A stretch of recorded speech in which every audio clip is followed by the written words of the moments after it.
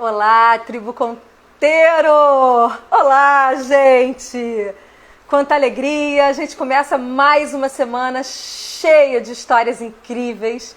E essa história dessa terça-feira vai ser boa demais! Já puxa uma cadeira e fica aqui. Chama os amigos, chama todo mundo e vem. Pega um cafezinho, porque no Brasil são 11 horas da manhã ainda, né? Acordando vocês aí nessa semana, nessa terça-feira, acordando cedo. Aqui na França, 16 horas. E é isso, gente. Hoje a gente vai ouvir uma história incrível. E isso é o Conteiro. Esse canteiro de gente. Essa biblioteca humana, esse clube de histórias. E a melhor história é a história de cada um. A gente acredita demais no poder das histórias. As histórias traduzem a nossa sociedade, o nosso tempo, as ideias. E amanhã isso tudo faz muito sentido, porque hoje já faz, né? A gente conecta gente, a gente conecta ideias e a gente possibilita se reinventar. A gente... Olá, Eliel da minha conteira, linda, que teve aqui na semana passada. Vocês já assistiram, pessoal? A conversa dela tá no IGTV, @Conteiro Histórias. Aliás, quem não tá seguindo, pessoal, o Conteiro está no YouTube, @Conteiro Histórias, no Facebook, Conteiro Histórias, e no YouTube, eu falei Facebook? Falei YouTube. Todos os lugares como Conteiro Histórias. Então, todas as nossas histórias, todas as nossas conversas estão ali. Os vídeos ficam naquela abinha do meio do IGTV no Instagram e no YouTube também, com algum delayzinho de 2 dias, mas tudo bem. Essa história de hoje vai ser mágica, chama todo mundo, o auditório é grande, cabe todo mundo e a gente ainda faz isso com distanciamento social, que é o que a gente precisa fazer, né, pessoal? Não acabou a pandemia, não acabou a Covid, vamos nos manter ali responsáveis pela nossa saúde, pela saúde de todos e da sociedade. Um compromisso de cidadania e, sobretudo, de humanidade. Então, gente, essa semana, como eu estava dizendo, vão ser 4 histórias incríveis. Hoje a gente vai falar com a Maria Paula em 1 minutinho. Ela acabou de entrar, já vou chamar. A gente vai falar com a Maria Paula. Amanhã a gente conversa com o artista plástico Jorge Grise. Depois a gente conversa com uma atriz, estilista de moda, uma mulher incrível, que é a Rócio, que vai estar aqui na quinta-feira. E sexta-feira a gente fecha com a Luciana Sena, que é uma brasileira que faz uma história super bonita em educação aqui em Paris. Ela é professora de francês e ela foi estudar fundo didática e dá aula numa universidade aqui. História linda, gente. Agora eu vou chamar Maria Paula. Eu vou chamar a Maria Paula com esse frio na barriga. Sabe esse frio na barriga que acompanha a gente quando a coisa é importante? É esse frio na barriga mesmo. Eu vou chamar a Maria Paula com esse frio. Segura aí, Maria Paula. Meu nome é Kátia Werneck e eu estou aqui para mais uma conversa Conteiro. Hoje é dia 22 de setembro, 11 horas no Brasil e 16 horas aqui na França, onde eu estou e a Maria Paula também fala daqui de Paris. Estou te pegando aí, Maria Paula, com aquele frio na barriga. Vamos que vamos, pessoal! Maria Paula Carvalho. Vamos receber a Maria Paula com aquele sorriso. Que honra! Que presente! Que história incrível! Olá, Maria Paula! Tô aqui de frio na barriga total. Olá, Kátia. Saiba que o frio na barriga é das duas, mesmo que eu tenha aí 20 anos de reportagem ao vivo. Sempre é bom ter essa expectativa de conversar com as pessoas, né, diretamente. É muito bom. E sobretudo, Maria Paula, eu queria começar dizendo que quando eu te vi trabalhando ali de pertinho, isso tem 1 ano, exatamente 1 ano. Claro, a gente te vê na televisão, a gente te vê ali solta, né, falante. Eu estava ali podendo olhar o seu trabalho real, na vida real. E a sensação que eu tive naquele momento é que você, a entrevista, as matérias, fosse quase um namoro, uma parceria das palavras, onde tudo fluía com muita facilidade. E isso é admirável, assim, eu fiquei... Te admiro muito. Vamos contar essa história. Obrigada, viu? Admiração é recíproca. Acho muito bacana o que você está fazendo, de colocar em destaque histórias de inspiração, né? O que a gente precisa hoje em dia é muita a força, né, das pessoas que estão ao nosso lado. E eu tive isso em momentos importantes da minha carreira. Eu te confesso que eu fico um pouco envergonhada de falar sobre mim mesma, porque a primeira coisa que se aprende na reportagem é: o repórter não é notícia, a gente é apenas o meio que passa uma mensagem de outras pessoas. Então, eu não tenho vergonha quando eu estou apresentando um programa, mas eu fico um pouco sem jeito aqui de contar um pouco da minha trajetória. Porém, como eu sei que ajuda outras pessoas, assim como foi importante para mim no início ter jornalistas que compartilharam a sua experiência comigo, eu topei, viu? Fico muito feliz de você ter topado e a motivação do Conteiro é justamente essa. A gente acredita demais que as trajetórias de vida, quando a gente escuta, a gente repensa a nossa própria vida, a gente fortalece nossos propósitos, né? E a gente faz conexões de ideias. E isso é, como você disse, tudo que a gente precisa hoje em dia, né? No mundo que a gente é tão bombardeado por problemas, por tanta coisa, por tanta pressão, a gente saber o filtro, quem a gente vai seguir e onde a gente vai mirar e se espelhar é fundamental. E muito obrigada por você estar aqui. E eu sei que não é fácil contar a nossa própria história. Eu sei disso. É difícil para dedéu. A gente se encontrou aqui em Paris, na Rádio França Internacional, que já é uma outra fase, né, da minha carreira depois de 20 anos de televisão no Brasil. E aqui eu trabalho nesse portal de notícias que se chama Rádio França Internacional, mas na verdade é rádio, é TV, é internet. Então essa conjunção das mídias, eu fico muito feliz de ter conseguido dar essa virada, surfar essa onda nova da tecnologia. E tem muita coisa para acontecer ainda, né, Kátia? Tem muita coisa para acontecer, com toda certeza. Mas por que o jornalismo? Como é que surgiu o jornalismo na tua vida? Quando você decidiu ser jornalista? Desde sempre.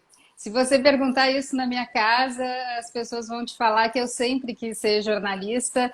Uma, por gostar muito de escrever, eu sempre fui uma apaixonada pela língua portuguesa. Quando você disse escolher a melhor palavra, é bem isso que eu sinto. É como se fosse um trabalho de joalheiro, sabe? Uma palavra, ela tem um significado, não pode ser outra. Então, às vezes, eu perco horas procurando qual é a verdadeira palavra para aquela frase. Então, isso me encanta. Eu gosto de línguas. Eu adoro, por exemplo, estar aqui e ter a oportunidade de aprender francês, né? Depois de ter morado em Nova York, ter feito mestrado em inglês. Então, a coisa da linguagem, de maneira geral, me apaixona, mas as pessoas, são as histórias que eu vou ouvir. O que me leva ao jornalismo é contar aquelas histórias que não seriam ouvidas se não fossem a reportagem, dar voz para as pessoas que não têm voz, trazer à tona as questões que são importantes para a sociedade, levantar aquelas bandeiras que são importantes, trazer mudança. Eu acho que o jornalismo é uma das ferramentas primordiais dos regimes democráticos. Então, eu sempre tive essa noção do serviço público do jornalismo. O que me levou para a reportagem não foi jamais aparecer na televisão, mas sim mostrar pessoas na televisão. E eu acho que quem está entrando na profissão agora tem que saber disso, que primeiro, tem que ter paixão, porque é difícil, tem muito mais obstáculo do que glamour, tem muito sacrifício físico, tem muito trabalho fim de semana, feriado, horas a fio, sem comer, você não sabe que horas vai dormir, não sabe que horas vai acordar, a notícia não tem hora. Então é um casamento. Quando você disse no início, eu me identifiquei muito, porque sim, eu sou casada na vida pessoal, meu marido sabe disso, mas eu tenho um outro marido que é o jornalismo, sempre foi. Não, e que é muito claro, porque flui muito levemente, né? Claro que eu acho que isso é um exercício e é legal para as pessoas que estão escutando a gente ou que vão escutar, entender que ninguém nasce na profissão pronto, numa evidência, numa emissora, ou surfando, como você falou, surfar uma experiência num outro país, isso na sua profissão é um luxo. Se mudar de país já é um luxo, trabalhar na sua própria profissão é um super luxo, né? As minhas mudanças foram seguindo o jornalismo, viu? Agora, eu tive sorte de ter oportunidades desde o início e pessoas que acreditaram no meu trabalho, as quais eu aproveito para deixar aqui a minha gratidão. Eu tenho certeza que elas reconhecem que me ajudaram muito. Por exemplo, eu trabalho em TV desde a faculdade. Eu comecei a trabalhar em televisão, eu ainda estava no segundo semestre de jornalismo na PUC do Rio Grande do Sul, e eu tive uma oportunidade de estágio, primeiro na Rádio FM Cultura, depois eu migrei para a TVE,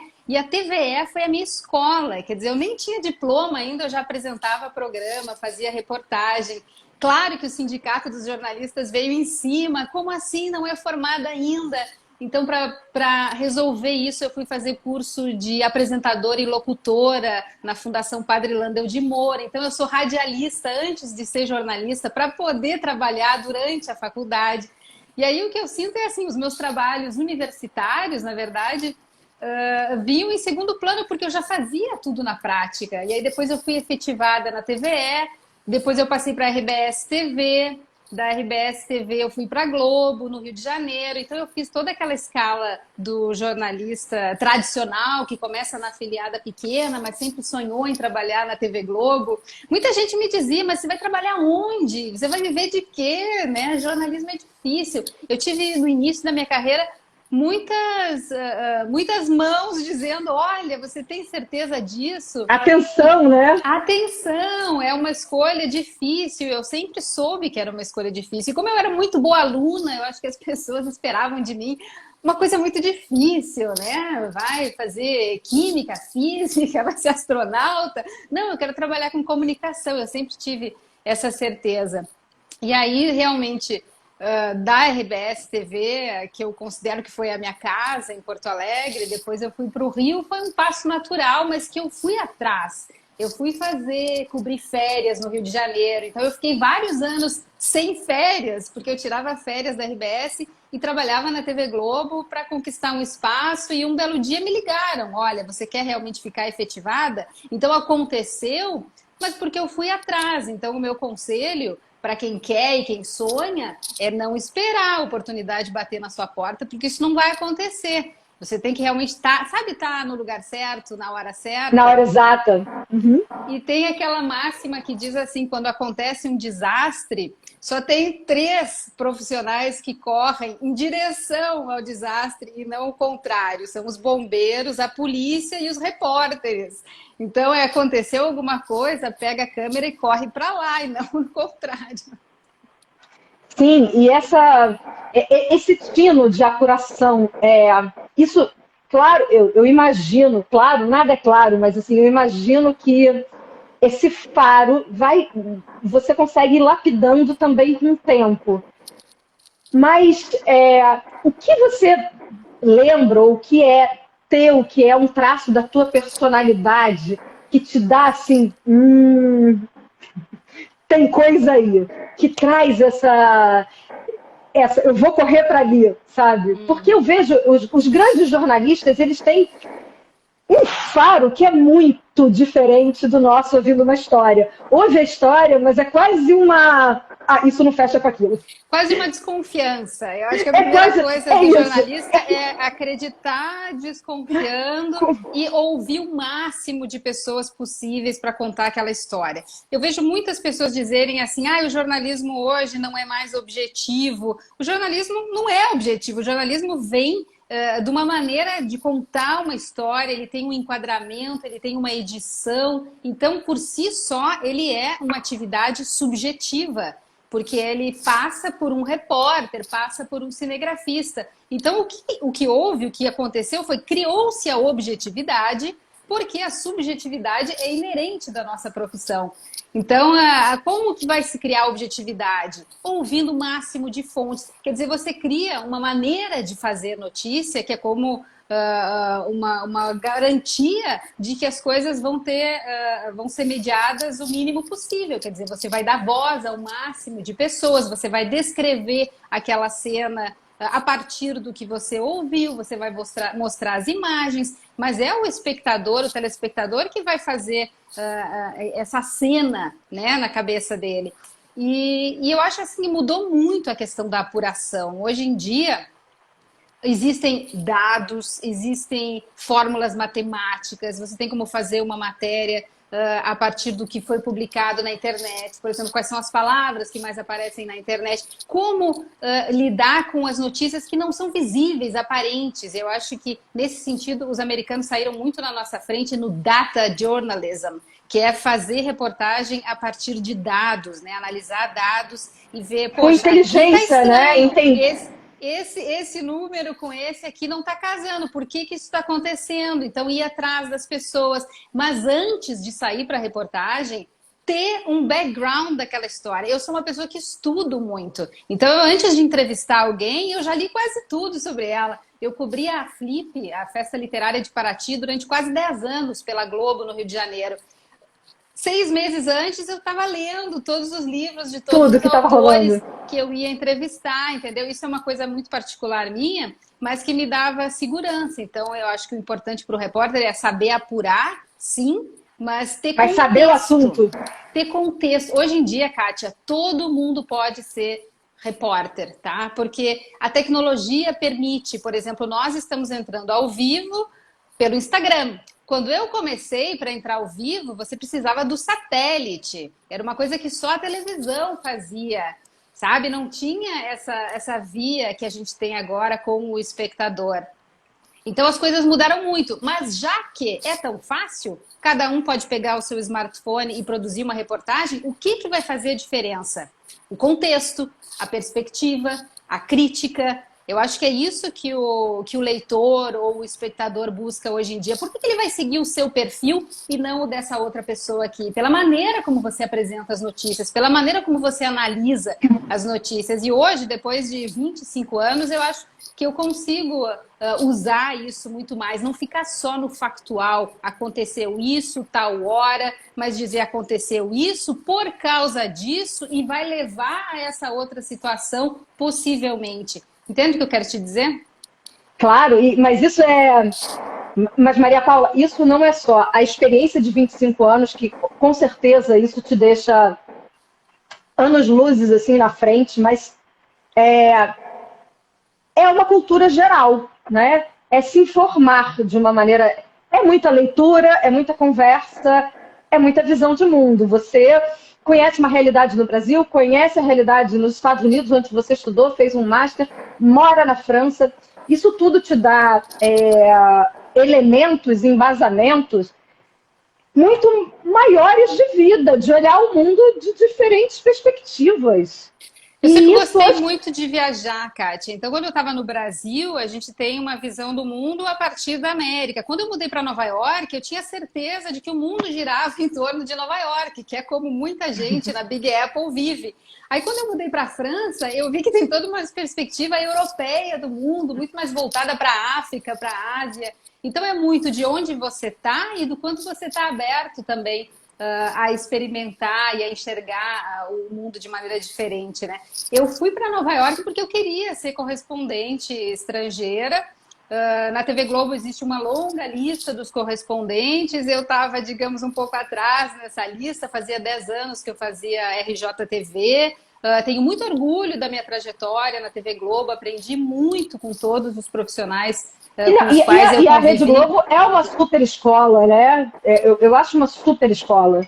Não tenha dúvida. Mas quando eu soube que havia um mestrado que formava correspondentes estrangeiros, eu falei, eu quero estudar lá.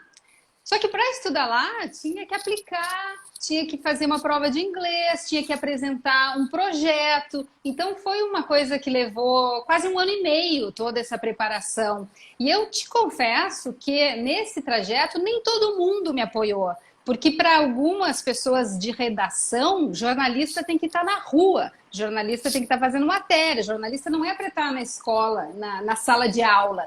Eu espero, efetivamente, que isso tenha mudado, essa visão, porque ao chegar em Nova York, eu vi que todos os correspondentes estrangeiros haviam feito formação antes, né? Por que dois países estão em guerra? O que pega, né? São recursos hídricos, é religião, são os direitos civis, entendeu? De entender as questões com embasamento da história, na sociologia. Então é muito mais do que só estar na rua, sabe? Eu acho que estar na rua depois de ter lido muito me ajudou infinitamente, especialmente no tipo de trabalho que eu faço hoje, que eu reporto noticiário internacional, especialmente Europa e o mundo, né? Eu não cubro muito a América Latina, não cubro o Brasil mais, mas para a audiência em português. Então hoje eu me sinto mais segura a partir dessas experiências também da vida acadêmica. Eu sempre fui uma pessoa que tive um pé na vida acadêmica e um pé na reportagem.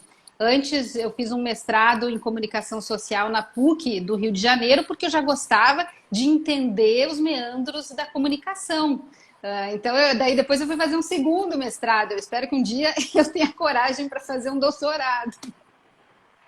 E você pensa em fazer, se você fizer, você pensa em fazer isso na França? A França é atraente o suficiente em termos de jornalismo e para você experimentar uma visão diferente que academicamente você acha que pode te enriquecer e trazer perspectivas diferentes de tudo aquilo que você já viu nessa trajetória linda, né, profissional, assim. A França é um país fascinante e quando eu olho os fundamentos da República Francesa, eu reconheço muito de como o Brasil foi criado, a separação dos poderes, a importância dos direitos do homem. Então, assim, a França é um país que cuida da sua população, que está passando dificuldades porque precisa se reformar, né? Num contexto em que as pessoas não gostam muito de mudança. Aqui o jornalismo ele tem uma definição de direita e esquerda bem definida, que foge um pouco do jornalismo dos Estados Unidos, que tenta ser mais neutro, que é o que o Brasil segue. Né? O Brasil segue muito mais a escola americana do que a escola francesa de jornalismo. Acho que em tudo, né? Eu acho que não só em jornalismo, mas em quase todos os saberes, em quase todas as academias, eu vejo a tendência do Brasil é sempre olhando muito mais para os Estados Unidos como inspiração, como fonte ali do que para a Europa, né? E a gente consegue perceber essas nuances, assim, sobretudo morando aqui, né? As particularidades europeias, né? Que a gente começa a analisar morando. Eu gosto muito daqui, eu vim para cá por um motivo profissional, mas também familiar, e eu fui muito bem recebida. Então, eu acho assim, a França tem uma maneira de fazer as coisas, você tem que aprender a lidar, talvez às vezes os franceses possam ser considerados um pouco pessimistas comparando com os brasileiros, mas na verdade eles são reservados e prevenidos, eles não querem ser pegos de surpresa, então eles analisam todos os cenários possíveis, muitas vezes os negativos também.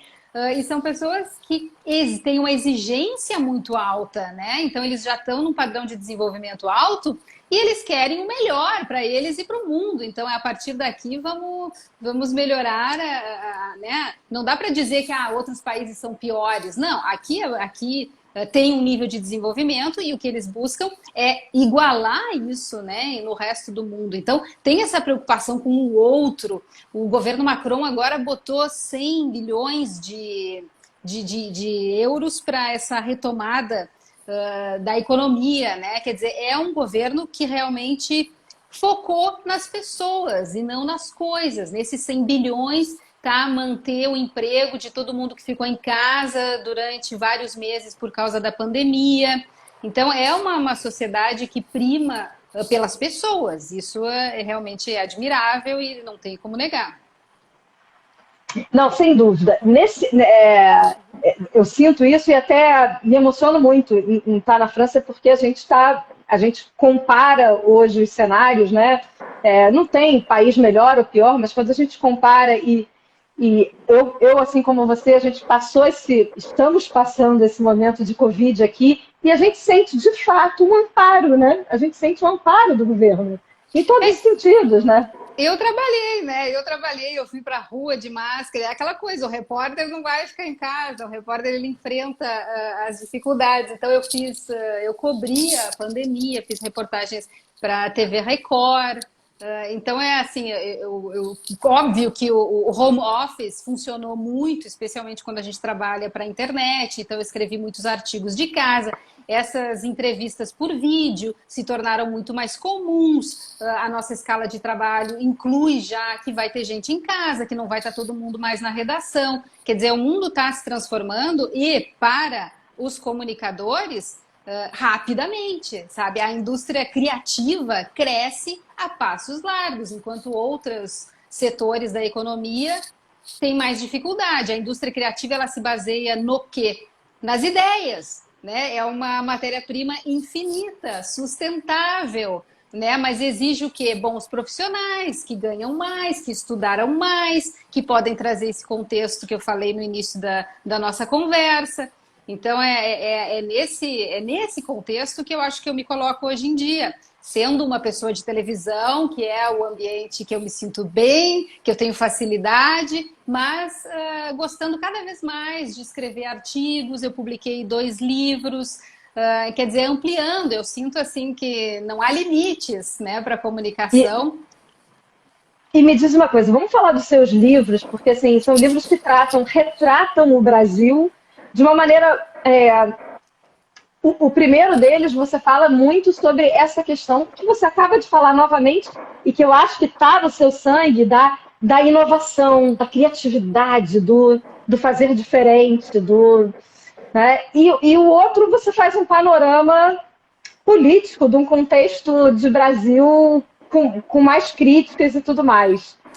Os meus dois livros saíram pela editora Sulina. O primeiro deles chama Caravanas da Identidade, por dentro da maior reportagem do Brasil e perto dos brasileiros. Eu usei a minha dissertação de mestrado em comunicação social da PUC do Rio para analisar aquela viagem da caravana do JN, que viajou o Brasil inteiro. Então eu fiz uma análise um pouco sociológica do que significava a apresentadora, a Fátima Bernardes, sair do estúdio e ir ao encontro do povo em praça pública, quais foram as consequências disso para a televisão. Mas sempre, como eu te falei, eu gosto de fazer jornalismo e analisar jornalismo de forma teórica.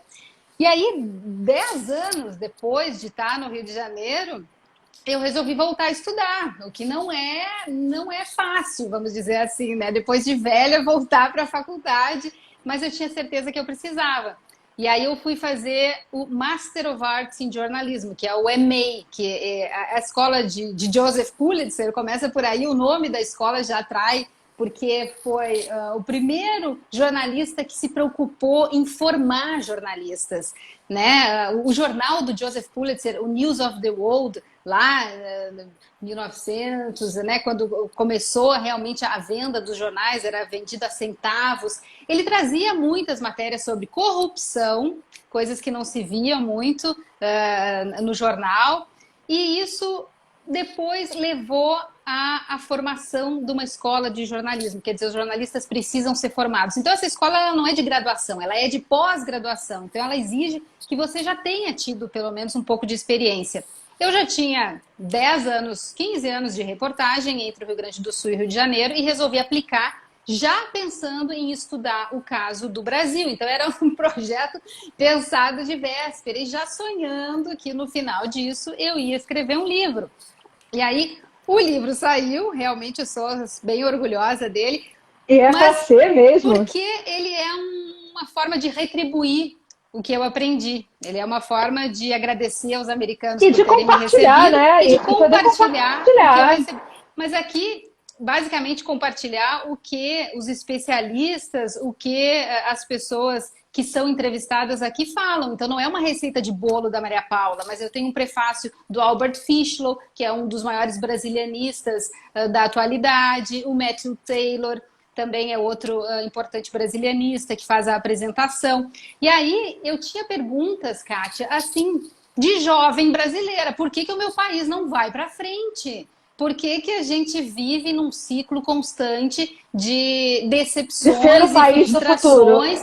Exatamente, e o Stefan Zweig escreveu isso lá atrás e eu tinha essa dúvida, será que um dia seremos? Na verdade, não viramos até hoje, continuaremos sendo o país do futuro, mas há chances, entendeu? O meu livro ele é muito mais positivo do que negativo, embora ele aponte quais são as nossas deficiências. Então eu vou na economia, quais seriam algumas atitudes do Brasil se abrir mais ao comércio exterior, internacional, fazer os brasileiros pouparem, não depender só de investimentos estrangeiros. Aí eu vou para a política, como combater a corrupção, como ter uma mudança, uma reforma política, como atrair os jovens para a política. O meu livro era muito com esse objetivo de trazer as pessoas para o debate político, porque a pior coisa que pode acontecer para nós... Pessoas novas, né? É as Pessoas pessoas darem novas. as costas. As pessoas diziam, eu não quero falar de política, eu não gosto de política, mas você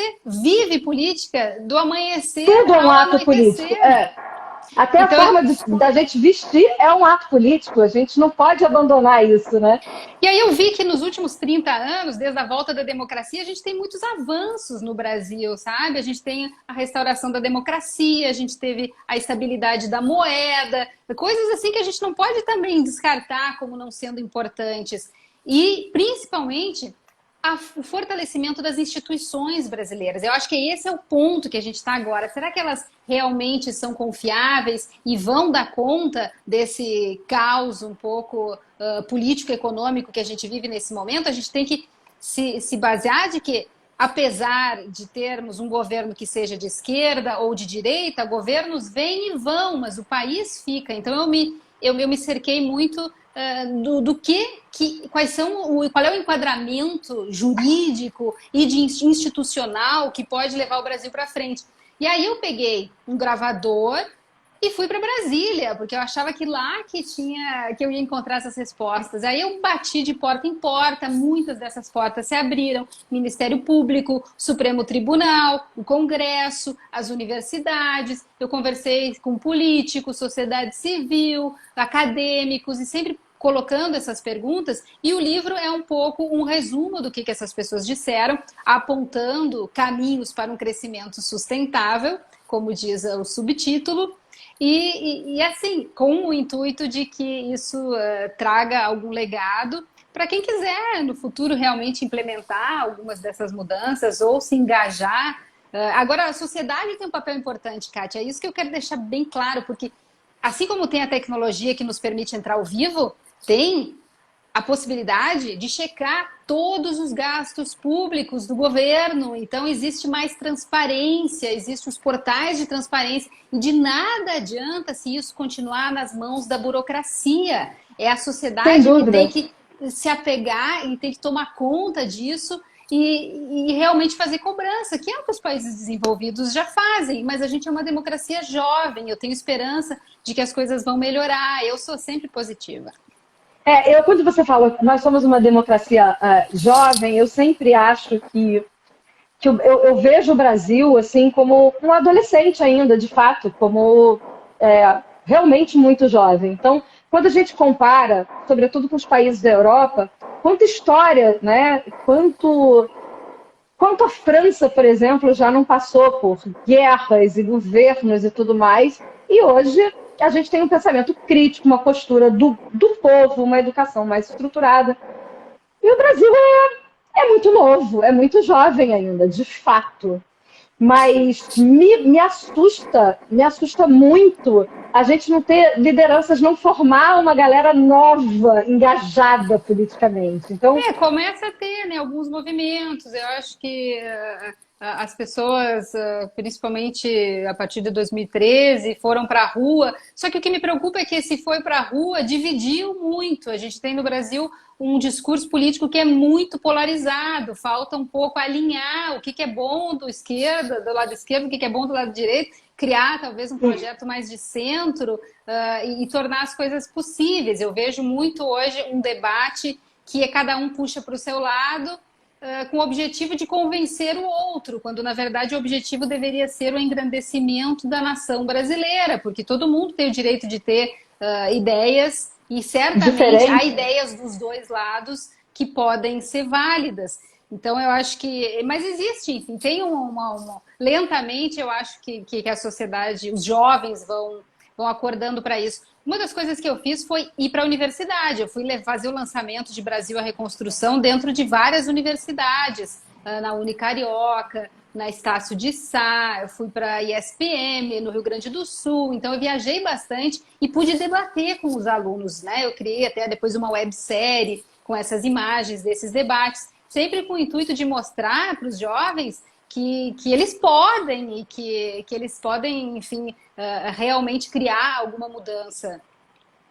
Maria Paula, o Carlos Eduardo está perguntando se esse livro tem formato, se é possível fazer a leitura dele na mídia digital, se ele é vendido... Infelizmente ele é livro, ele é físico, mas eu fiz uma pequena websérie que vocês encontram nos meus perfis de redes sociais, que dá em 4 capítulos. Eu mostro, enfim, exatamente qual foi a ideia do livro, de onde ele nasceu, a importância da justiça que começou a trabalhar no Brasil, o que significou os casos de condenações de figurões da política no Brasil, se isso leva a algum resultado futuro ou isso foi só um fogo de palha, a gente vai dar 10 passos para trás. Então, eu acho assim que tem que ter um acompanhamento, né, de tudo que aconteceu. A gente vê a Operação Lava Jato sendo muito criticada hoje, né? Os próprios procuradores também admitem que pode ter havido excessos, mas é assim que se aprende. Eu acho que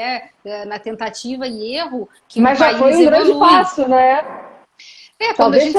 Quando a gente fez o livro, assim, era uma novidade você ter Marcelo Odebrecht na cadeia, né? O meu professor dos Estados Unidos perguntava assim, tá, mas isso vai ser consistente? Porque na Itália aconteceu isso, na Operação Mãos Limpas, e depois todo mundo foi solto, né? Houve uma liberação geral para os políticos. E eu lembro que eu, em Nova York, tentava mostrar que não, alguma coisa está mudando no meu país. E isso foi bem antes da Copa do Mundo, da Olimpíada. Então a gente estava num momento de muito otimismo, de euforia no Brasil, realmente acreditando que esses grandes eventos iam trazer para a gente a visibilidade que a gente queria. É uma pena que anos depois a gente veja que as instalações, né, do Rio de Janeiro, muitas estejam quebradas, não estão tendo o cuidado que deviam. A gente soube de superfaturamento, a gente soube de problemas de corrupção ao longo da escolha do Brasil como sede da Copa do Mundo, sabe? Mas, né, no momento em que eu fui para Nova York, eu estava realmente imbuída. Orgulhosa, né? Exatamente. Mas acho que todo mundo estava vivendo esse orgulho. Era bom demais, foi um momento bom demais. Eu lembro, eu também estava no Brasil nessa época, eu pedalava ali na orla, feliz, eu olhava para o Rio, falando assim, é a grande chance do Rio, sabe, de a gente virar a página. Então, esse otimismo também é muito positivo, e a gente viveu, né? Uma pena que... Eu gosto do Rio de Janeiro, sabe? Eu sou uma cariúcha, eu nunca vou deixar de ser gaúcha, mas eu tenho apartamento no Rio, meus pais vivem no Rio, inclusive estou vendo minha mãe ali, ó, arrozinho para ela. E eu acho assim, o Rio é um pouco o reflexo do Brasil, no sentido de que dá um passo para frente e depois volta, sabe? O Rio... Eu cobria a guerra das favelas com colete à prova de balas há 10 anos. Em 2010, teve aquela simbólica invasão do Complexo do Alemão, juntamente com toda uma equipe de repórteres muito corajosos da TV Globo. A gente chegou lá junto com os blindados da Marinha, no momento da entrada, aquela imposição da bandeira do estado do Rio de Janeiro, no alto do Morro do Alemão, aquilo teve uma simbologia muito grande, que foi a retomada dessas favelas pelo Estado. E depois, junto com o Estado, tinha que ter vindo a educação, o saneamento básico, a melhoria das casas. E isso ficou pelo caminho, sabe? Então eu vejo hoje os meus colegas no Rio continuam trabalhando com colete à prova de balas, continuam colocando a sua vida em risco, porque não houve o avanço que se esperava. Momento. Sim. E você acha que esse momento talvez tenha sido o momento mais difícil em termos de cobertura? Que momento da sua carreira você fala assim, ou que momento, ou que episódio, ou que história, isso foi assim. Fisicamente, certamente aquele foi, porque a gente passou a madrugada lá, não dormimos, tinha tiroteio toda hora. Então, eu lembro uma vez, eu fiquei embaixo do carro da reportagem, porque o motorista me disse que era o lugar mais seguro, porque você se protegia com o pneu de borracha. A gente fez curso na TV Globo, éramos obrigados a fazer curso de defesa pessoal, quer dizer, tem toda uma preocupação, todo um preparo para garantir a tua estabilidade física, mas tem um problema emocional também. Eu lembro de uma vez aquele Morro do Bumba, não sei se você lembra, em Niterói, Sim, o morro Niterói, inteiro desabou. Soterrou todo mundo, era assim, corpos Nossa, por todos os lados. Então eu vivi coisas muito difíceis e eu acho assim, para quem quer ser repórter, você não vai só entrevistar, você vai viver a dificuldade das pessoas. Pois você vai estar Maria... naquele lugar. Você vai botar a sua bota de borracha, você vai ficar embaixo d'água. Quantas enchentes da Baixada Fluminense eu já cobri, quantas vezes eu já cheguei no local do crime antes dos peritos e você vê os corpos, entendeu?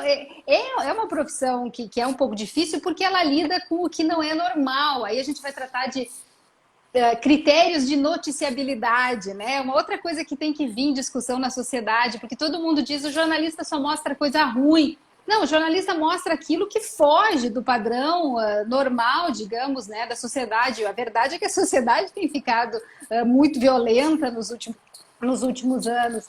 Então, agora tem toda uma renovação do jornalismo do bem, né, do jornalismo do inspirador, que eu acho excelente. Mas são coisas diferentes. Uma é você trazer as histórias de inspiração, porque aquilo vai fazer com que as pessoas se sintam bem. Mas isso não tira o que está acontecendo, né? Não tira a importância da ferramenta do jornalismo como alerta, sabe? O jornalista é aquele que alerta que alguma coisa aí não vai bem.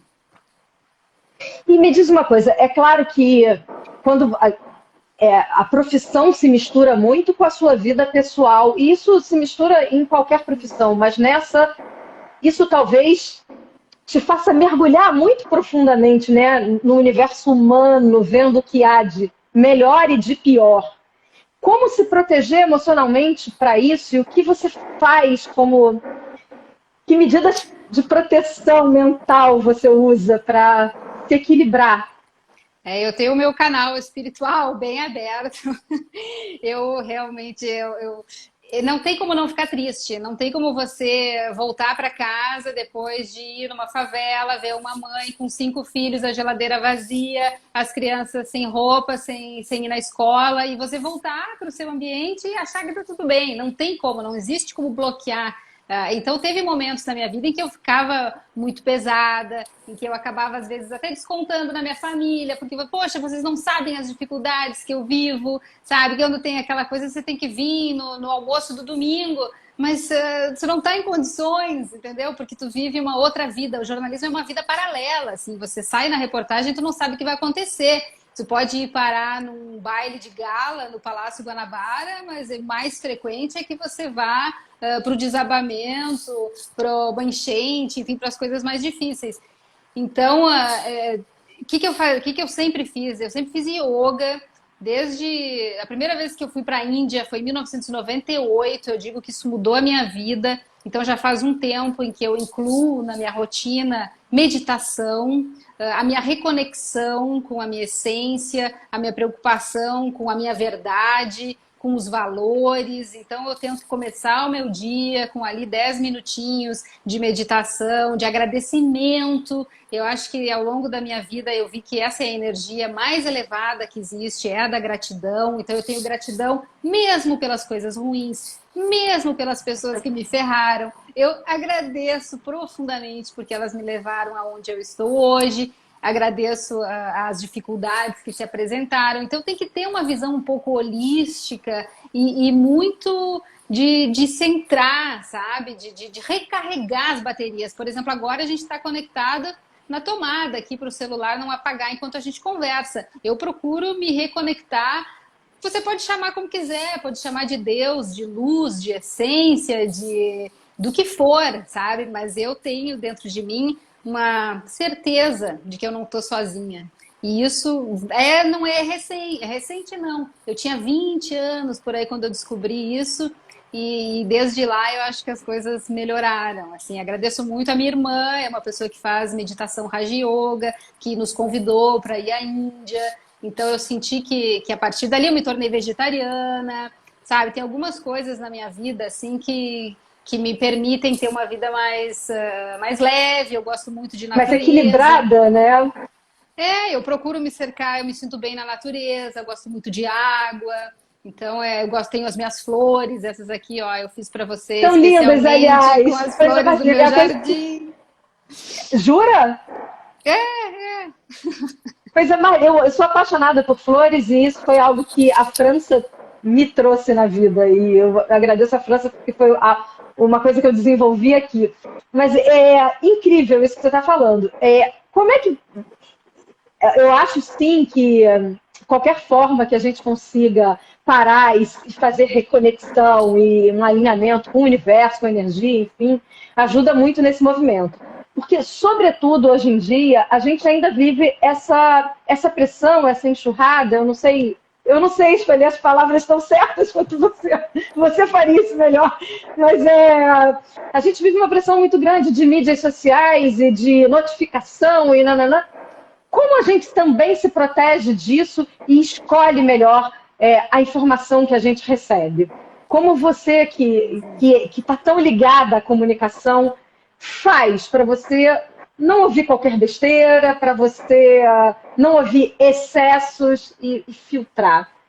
Eu acho que vai Ensina muito para da gente. credibilidade. Não tem ensinar, tem seguir pessoas as quais você conhece o histórico dela, autores em que você confia, né? É escolher, porque o que é a rede social? Ela é um grande buffet, né? Uma bandeja em que você vai escolher as coisas que você quer ler. Então é assim, qualquer leitura é como um alimento para o corpo, para a alma. Então, por exemplo, de manhã eu não gosto de começar o dia lendo as tragédias do mundo, sabe? Eu vou deixar as tragédias para mais tarde. Eu quero começar o meu dia com pensamentos mais edificantes. Mas não existe uma receita. O que existe é criar credibilidade, mas é uma coisa que você constrói, né, durante anos. Eu tenho jornalistas que eu admiro, a Cristina Nampur, eu gosto dela na CNN desde que eu comecei. A Ana Paula Padrão é uma mulher que me inspira. Então eu tenho pessoas assim as quais eu tento seguir no sentido de ver como elas estão interagindo com o mundo hoje, mas a verdade é que o jornalismo na internet, ele ficou muito mais assim, você vai procurar as coisas que você quer ler. Quando a gente tinha o jornal, a gente era obrigada a passar por tudo e tu acaba te informando um pouco de tudo também, né? Hoje em dia, quem não gosta de política não vai entrar na sessão de política. Então, isso a gente acaba perdendo, de certa forma, mas ganha de muitas outras. Então, tem que ser atrativo para que a pessoa vá procurar o seu blog. E isso vale para a gente também, né? Eu vou ler aquelas pessoas que trazem, como eu te falei, contexto, perspectiva, análise. Então, é a coisa do não perder tempo também, né, Kátia? A gente não tem muito tempo, né? O nosso dia de 24 horas passa rápido. O dia... São escolhas, né? A gente tem que fazer escolhas. Eu confesso que eu preciso me policiar muito, sobretudo agora, nesse momento mais confinada, eu preciso me policiar demais para não gastar mais tempo do que eu acho saudável nas redes sociais. E incrível, porque a gente tem noção de que dessa bolha, desse Matrix, a gente tem noção, mas até tendo noção, é fácil a gente se envolver e cair e clicar numa coisa e clicar na outra, né? Mas então, as redes sociais beneficiado. aproximam. Por outro lado, as redes sociais aproximam, sabe? Tem pessoas que me acompanham desde Porto Alegre, que me escrevem. Hoje eu estou aqui na França, eu consigo trocar com elas. E não é mais aquela coisa da televisão que você só recebe. Então, é uma via de mão dupla. Eu acho que tem muita coisa boa que está vindo no jornalismo digital. E assim, no início, quando surgiu o Facebook, a gente não podia dizer isso na televisão, porque o Facebook era considerado um concorrente da televisão. Hoje em dia, todos os programas de televisão têm os seus portais no Facebook. É uma coisa que não tem mais como nadar fugir, contra isso, como fugir. Então, realmente, seguir as pessoas que são que você tem credibilidade e não repassar notícia falsa, né? Não ficar alimentando ódio. Tem todo o lado genial, maravilhoso da internet, mas tem também esse lado da disseminação, das fake news e tudo isso que faz parte do nosso mundo moderno. Com certeza. Me diz uma coisa, Maria Paula. Aqui na França, você trabalha como uma jornalista que tem um papel muito importante, sobretudo para nós brasileiros que estamos aqui e que nem sempre a forma da gente ver. Eu assisto os jornais franceses, mas eu confesso que eu acho o formato muito diferente do que eu assistia no padrão Brasil, no Jornal Nacional. A forma de sentar, a comunicação é diferente e tal. E aí é muito diferente, né? A maneira de se apresentar o jornal. Eles não têm o repórter, por exemplo. Eles não têm o stand-up, a passagem do repórter, que é aquele momento em que o repórter aparece. Não, aqui normalmente é mais pro lado do documentário, né? O repórter ele aparece só com o nome. E eles têm muitos programas de debate. A televisão francesa é hora de conversa, e conversa, e conversa, e conversa. Você troca de canal e tem lá aquelas mesas redondas. Mas é da natureza do francês. O francês conversa, o francês gosta de conversar. Aqui um almoço dura 2, 3 horas, né? Então faz parte Isso para mim, assim, o meu francês perde muita coisa desses debates que devem ser ricos, com toda certeza. Deve ter muito. E eu fico assim, cadê aquele momento que eu vou ter aquela apresentação ali? O que está acontecendo, pelo amor de Deus? Mas tem uma coisa legal, tem uma coisa muito legal do jornalismo francês, que é dar voz às cidades pequenas como sendo assuntos nacionais. Se você ver o jornal de 20h, das 20 horas da noite, ele traz uma notícia super importante sobre o confinamento ou sobre o seguro-desemprego, feito lá numa pequena cidade. Isso é incrível, verdade. Então, por quê? Porque eles têm essa noção de que todos os departamentos franceses são a França. Então, não importa de onde está vindo a reportagem, é representativo. No Brasil, a gente fica muito mais no eixo Rio-São Paulo, das grandes capitais. Então, isso eu acho admirável, assim, acho importante dar voz para todo mundo. Não, sem dúvida, mas é uma diferença muito grande. Você teve que se adaptar muito, aprender a fazer um trabalho diferente ou não, porque você faz um trabalho para quem fala português? Pois é, a gente escreve para o Brasil, né? Fala para o Brasil. Então, e também eu já estou um pouco formatada, né, Kátia? Depois de 20 anos, assim, já tenho um pouco a minha forma de fazer as coisas, então eu consigo manter.